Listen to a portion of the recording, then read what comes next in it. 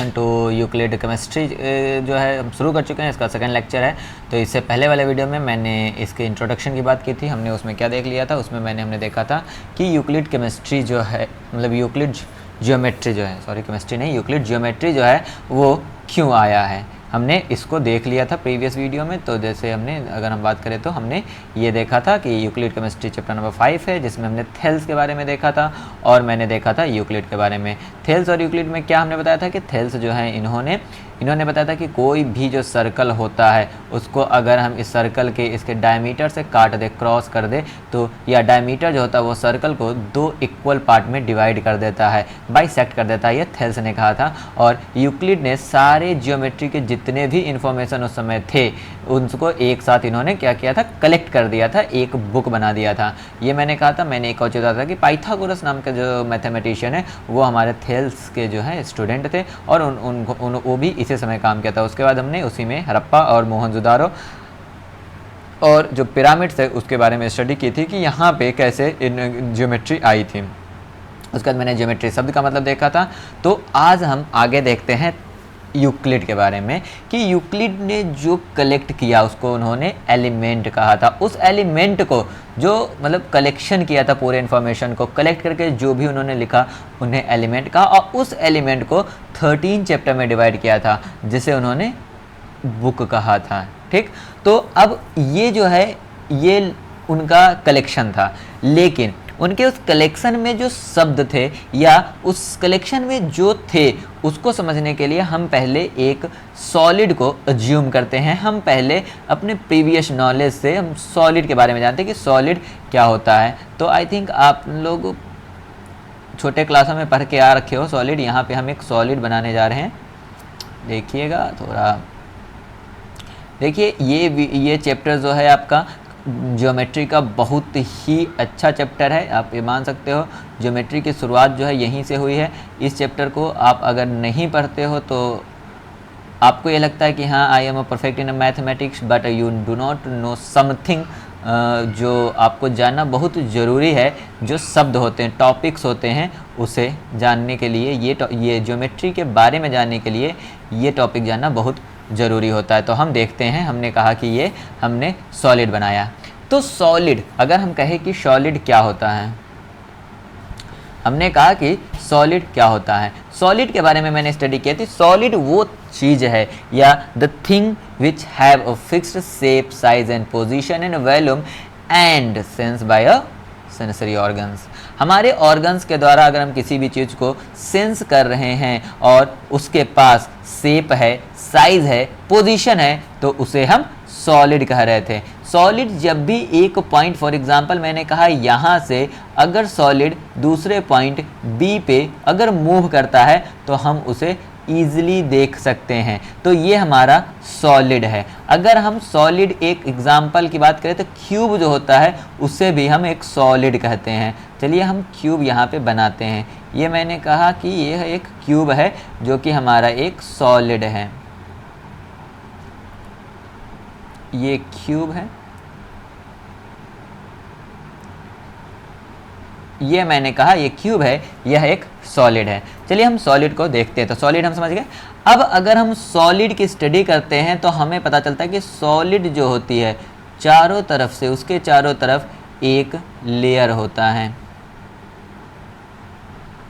ये जो लेयर जो हमने बनाया अभी ये ब्लू कलर से, इसे हम बाउंड्री बोल सकते हैं।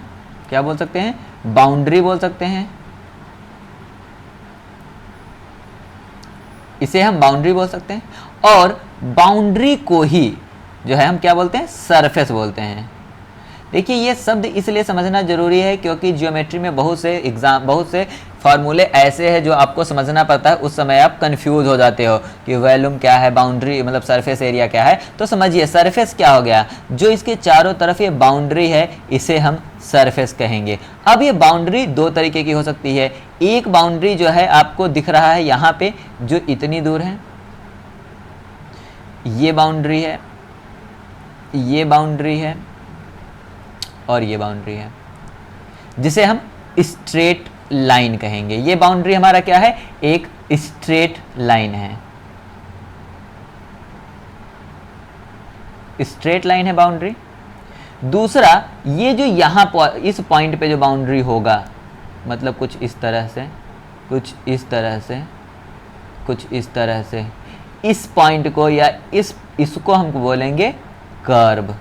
तो बाउंड्री जो होती है वो किसी चीज़ की दो तरीके की हो सकती है। यहाँ पे देखिए, यहाँ पे जो बाउंड्री है, हमने कहा ये सॉलिड ही है, हमने सीधा इसको बाउंड्री बनाया था, तो यह एक स्ट्रेट लाइन नहीं बल्कि एक कर्व के रूप में है। तो यहाँ पे बाउंड्री कितनी हो सकती है, दो तरीके की हो सकती है, एक स्ट्रेट लाइन,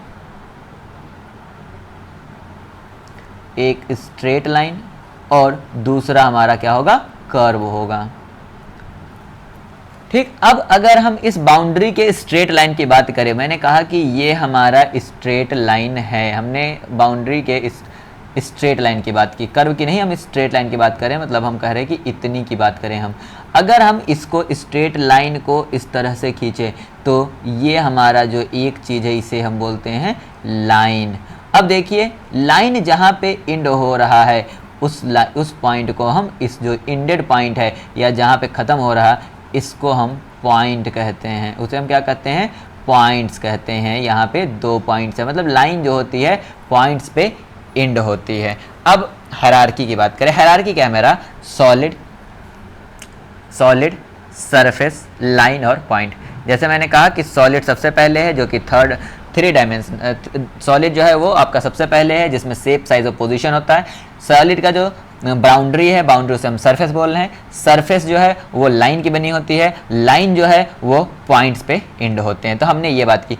अब ये चीज़ें, वह कौन सी चीज़ इनके बीच में है जो सॉलिड को सरफेस से, सरफेस को लाइन से और लाइन को पॉइंट से डिस्टिंग्विश कर रहा, तो वह जो भी एक चीज़ है जो सॉलिड को सरफेस से, सरफेस को लाइन से और लाइन को पॉइंट से डिस्टिंग्विश कर रहा, उस पॉइंट को हम डायमेंशन कहते हैं। उस पॉइंट को हम या उस चीज़ को हम डायमेंशन कहते हैं। फॉर एग्जाम्पल, अगर हम ये कहें कि मुझे सॉलिड की स्टडी करनी है, हमने क्यूब को यहाँ पे रिप्रेजेंट किया था, हमने कहा कि ये एक क्यूब है जिसको मुझे देखना है। तो हमेशा याद रखिएगा, क्यूब जो होती है वो थ्री डायमेंशनल होती है। थ्री डायमेंशनल का अर्थ है कि जैसे अगर हमें इसकी स्टडी करनी है तो हम ये कुछ इस तरह से बनाते हैं, हम कहते हैं कि x है, y है और z है। ये मॉडर्न हम ज्योमेट्री आपको बता रहे हैं यहाँ पे।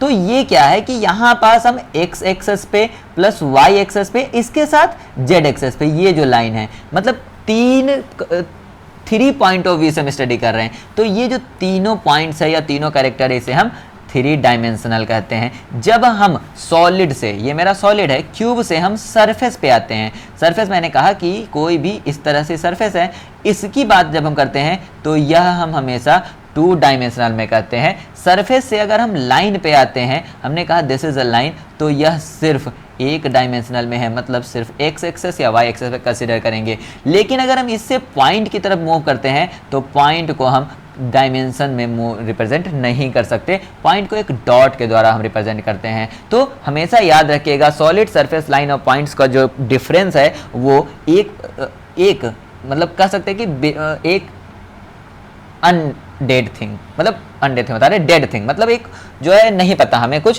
पर वो चीज़ें कम होती जा रही है, जो हमें नहीं पता है, जो चीज़ें कम हो रही है, उस चीज़ को हम डायमेंशन कहते हैं। तो सिर्फ एक डायमेंशन का गैप होता है सॉलिड, सरफेस, लाइन, पॉइंट में। ये चीज़ें जो है यूक्लिड ने बताया था। आप इसे रट भी सकते हो, पर हमने यहाँ पे आपको समझाने की कोशिश की है जिससे कि आपके ये कंसेप्ट हमेशा क्लियर है, आप इसे फिजिक्स में भी पढ़ो तब भी आप समझ सको। उसके बाद अगर ये जो अभी आपने पढ़ा, तो इन्होंने जो है पूरे बुक्स में डिफिनीशन कुछ दिए थे, उनके कुछ डिफिनीशन मैंने यहाँ पे आपके एनसीईआरटी के सिलेबस में है। तो चलिए उस लाइंस को हम डिस्कस करते हैं। सबसे पहला लाइन है, a point is that which has no part. मतलब क्या है कि पॉइंट जो है, यहाँ पे डायमेंशन के लिए क्या यूज किया गया है, पार्ट यूज किया गया है। मतलब कोई भी पार्ट या कोई भी डायमेंशन नहीं होता है, उसे हम पॉइंट कहेंगे। फॉर एग्जाम्पल, ये हमने कहा ए जो है यह पॉइंट है, इसका कोई डायमेंशन नहीं है। दूसरा, breathless length is known as a line. मतलब क्या है कि लाइन जिसमें सिर्फ लेंथ हो। फॉर एग्जाम्पल, मैंने कहा this A and B is a line, A and P is a line, ये मैंने कहा लाइन है जिसमें हमारे पास कोई इसमें ब्रेथ नहीं है, मतलब जिसमें ब्रेथ ना हो, ब्रेथलेस लाइन, जिसमें सिर्फ लेंथ हो, उसे हम लाइन कहेंगे। तीसरा इन्होंने कहा the line is ends at a point, या the end of the line, ये जो लाइन का एंडिंग है, ये जो दो हमारा ए और बी है, इसे इन्होंने कहा दिस इज अ पॉइंट। अगर हम स्ट्रेट लाइन की बात करें, अगर हमने कहा कि A B is a straight line, तो इसका इन्होंने कंडीशन दिया कि ए बी स्ट्रेट लाइन तब होगा जब सारे पॉइंट इसी पे होंगे। अगर सारे पॉइंट इवनली होते हैं, एक सारे पॉइंट इवनली लाई करते हैं, तो उससे एक स्ट्रेट लाइन आता है। अगर हम सरफेस की बात करें, जैसे लाइन की जगह हमने सरफेस की बात की, तो लाइन की जगह सरफेस जो होता है उसमें लेंथ और ब्रेथ दोनों होता है। ये देखिए लाइन में ये वाला जो है, इसे सरफेस की बात हम कर रहे हैं, ये सरफेस है, तो लेंथ और ब्रेथ दोनों होता है, उसे हम सरफेस कहेंगे। जो सरफेस का एज है वो लाइन होता है, जैसे ये एज की बात करेंगे इस एज की, तो ये हमारा लाइन है। अगर हम प्लेन सरफेस की बात करेंगे तो सारे स्ट्रेट लाइन जो है इवनली होनी चाहिए, एक ही मतलब अगर इवनली मतलब स्ट्रेट लाइन जो है सब इवन हो, एक ही इवन में लाई करता हो, तो उससे जो सरफेस बनेगा उसे हम प्लेन सरफेस कहेंगे। लेकिन इस सारे डेफिनेशन में कुछ चीजें थी जो डिफाइंड नहीं थी। वो क्या था? What is a part, what is a breath length, what is evenly, what is edge. Means क्या है कि मैथमेटिक्स में जो यूक्लिड के सामने प्रॉब्लम आया वो ये था कि हर डेफिनेशन में कुछ शब्द ऐसे थे जिसको डिफाइन करना जरूरी था, लेकिन वो डिफाइन नहीं हो पा रहा था। इस तरह से यूक्लिड का जो डेफिनेशन था वो और डेफिनेशंस को कनेक्ट करता रहा। मतलब कह सकते हैं कि यूक्लिड ज्योमेट्री जो है वो फाउंडेशन है पूरी ज्योमेट्री का। इस हिसाब से उन्होंने नेचर में जो भी चीज देखा उसके ऊपर उन्होंने एक स्टेटमेंट बनाया जिसे उन्होंने पोस्टुलेट्स कहा। या आप पोस्टुलेट्स को अगर डिफाइन करना चाहते हो तो क्या है कि कोई भी चीज, कोई भी फिनोमिना नेचर में हो रही है, यूनिवर्स में हो रही है, उसे आप देख के अपनी बात कहो कि हाँ this is a thing, this is a happen. वो लाइन पोस्टुलेट्स हैं जो कि यूक्लिड ने दिया। पोस्टुलेट्स के अलावा एक शब्द और यूज किया जाता हुआ है एक्सियोम। एक्सियोम जो है असम्पशन है जो कि होता है। देखिए प्रेजेंट टाइम में पोस्टुलेट्स और एक्सियोम जो है इंटरचेंजेबल है, इसे हम एक दूसरे को मतलब एक दूसरे के प्लेस पे यूज करते हैं, बल्कि पोस्टुलेट्स एक वर्ब के रूप में यूज किया जाता है। तो पोस्टुलेट्स क्या होता है कि किसी भी फिनोमिना को देख के उसे ऑब्जर्व करना, अगर वो प्रूव हो गया तो वो उसे हम थ्योरी कहते हैं। एक शब्द है कंसिस्टेंसी। जैसे अगर हमें कोई एक पोस्टुलेट्स या एक एक्सियोम या एक स्टेटमेंट दिया गया है, वो प्रूव्ड है पहले से, अगर मुझे उस चीज को प्रूफ से हटाना है, मुझे उसे डिड्यूस करना है, हमें उसको फॉल्स प्रूव करना है, तो हमें सबसे मेन उस सिस्टम को कांस्टेंट रखना होगा। सबसे मेन क्या है कि हमें उस सिस्टम को कांस्टेंट रखना होगा, तभी हम उस चीज को कहेंगे कि हाँ ये गलत है। अगर हम सिस्टम को बदल देते हैं और वह एक्सियोम या वो स्टेटमेंट या वो पोस्टुलेट अगर गलत प्रूव होता है तो भी वो हमारा मेथड गलत माना जाएगा। मीन्स क्या है कि किसी भी लाइन को डिसप्रूव या फॉल्स प्रूव करने के लिए ये जरूरी है कि वो लाइन जिस भी कंडीशन में कही गई है, वो कंडीशन आप उस करते हो किसी भी चीज को, तो वो अगर आप उसे डिसप्रूव करने की कोशिश करो तो ये आपका होना चाहिए कि जो स्टेटमेंट जिस भी कंडीशन में कहा गया था उस कंडीशन को आप पहले प्रेजेंट टाइम में उसी कंडीशन को लाओ, उसके बाद उस लाइन को आप डिसप्रूव करो। अगर वो कंडीशन आप चेंज कर देते हो तो वो आपका डिसप्रूव किया हुआ जो कंसेप्ट है वो गलत माना जाता है। और जो स्टेटमेंट प्रूव हो जाता है, जो भी स्टेटमेंट जो आपको पोस्टुलेट्स है, वो अगर आपने प्रूव कर दिया कि ये लाइन बिल्कुल सही है, ये लाइन इस फिनोमिना को बिल्कुल ही रिप्रेजेंट कर रही है, तो उसको हम थ्योरम या प्रोपोजिशंस कहते हैं। थ्योरम आप समझिए, थ्योरम प्रूव्ड है स्टेटमेंट, वो कंफर्म है, वो आइडियल है, वो स्टैटिक है, पर पोस्टुलेट्स बदलते रहते हैं। पोस्टुलेट्स डिपेंड करता है फिनोमिना पे जो आपने ऑब्जर्व किया है। इस हिसाब से यूक्लिड ने जो है 4, 6, 5 थ्योरम दिया था, वो भी लॉजिकल चेन के रूप में, वो भी किसका यूज करके, एक्सियोम, पोस्टुलेट्स और डेफिनेशंस का यूज करके दिया था। किसने, यूक्लिड ने। हम नेक्स्ट स्लाइड में देखते हैं कि उन्होंने जो है कुछ एक्सियोम दिए थे, हम उसको देखने की कोशिश करते हैं कि एक्सियोम उनका क्या था। जैसे उनका कुछ एक्सियोम है, देखिए इसको ध्यान से समझिएगा इस एक्सियोम्स को। यहाँ पे मैंने पोस्टुलेट्स को दे रखा है कि assumption that were specific to the geometry, और एक्सियोम क्या होता है, assumption that throughout the mathematics में है but not specifically link to the geometry. Axiom क्या है, जो थ्रू आउट द मैथमेटिक्स है और स्पेसिफिकली सिर्फ जियोमेट्री में ही ना हो। एक्सियोम हम कहीं भी, चाहे वो मैथमेटिक्स हो या वो ज्योमेट्री हो, कहीं भी उसको वो हो सकता है, पर postulates specific to the geometry इन्होंने यूज़ किया था। तो हम एक्सियोम्स को यहाँ पे आज देखते हैं कि एक्सियोम क्या क्या है। तो एक्सियोम की अगर बात करते हैं तो यूक्लिड जो है उन्होंने यहाँ पे कुछ एक्सियोम दिए हैं, उनका कुछ एक्सियोम मैंने लिखा है, वो क्या है कि things which are equal to same thing are equal to one another. इनका कहना था कि जो सेम थिंग है, अगर हमने कहा कि ए और बी जो है वो सेम थिंग है और इनका जो है सेम थिंग इक्वल है, यह इनके इक्वल है, ये इसके इक्वल है और ये इसके इक्वल है, ये इसके इक्वल है, तो यह दोनों ए और बी भी इक्वल होंगे, ए और बी भी इक्वल होंगे। ऐसा एक्सियोम था किसका, यूक्लिड का। हम कह सकते हैं कि यहाँ पे ए और बी की जगह कोई ऑब्जेक्ट ले ले, ऑब्जेक्ट ए ऑब्जेक्ट बी, अगर उनका सेम थिंग इक्वल है तो हम कह सकते हैं कि ए और B are superimpose to each other. क्या कहेंगे हम, superimpose to each other. वो एक दूसरे को ढक लेगा, वो एक दूसरे को कवर कर लेगा। दूसरा क्या था axiom, equal are added to equal, whole are equal.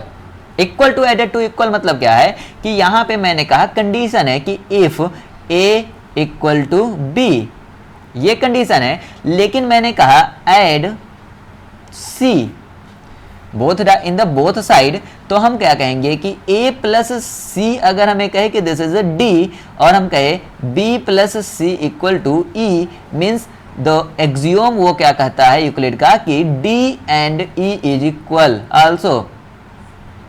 क्या एक्सियोम कहता है कि d और e भी इक्वल होगा। लाइन देखिए क्या है कि equal is added to the equal then the whole are equal. अगला क्या कहता है, इससे हम अगर सब्ट्रैक्ट करें, अगर हम यहां से सब्ट्रैक्ट करें, जैसे मैंने कहा कि a minus c equal to b minus c होना चाहिए, means the remainder of a minus c equal to remainder of b minus c, means अगर हम सब्ट्रैक्ट करते हैं तो रिमाइंडर भी हमारा इक्वल होता है, अगर इक्वल से हम सब्ट्रैक्ट करते हैं तो। उसके बाद क्या कहता है कि the thing which coincide with one another are equal to one another. अगर एक चीज दूसरे के ऊपर कोइंसाइड कर रही है, सुपर इंपोज कर रही है, तो वो एक दूसरे के इक्वल होगा। ये जो लाइन मैंने हाईलाइट किया है, the whole is greater than part, ये बहुत इंपॉर्टेंट लाइन है और ये आप हमेशा यूज करोगे। ये मतलब मोटिवेशनल यूज स्पीकर्स भी यूज करते हैं, the whole is greater than part, but ये उनका लाइन नहीं है, ये यूक्लिड का लाइन है। यूक्लिड का एक्सियोम था कि whole is greater than a part. Just like for example, अगर हम कहे कि ये जो है हमारा पूरा का पूरा एक ऑब्जेक्ट ए है, हमने कहा कि इसका इतनी पार्ट मैंने काट दी और ये हमारा ए डैश है, तो हमेशा याद रखिएगा कि A is whole more than A dash, means the whole is greater than its part.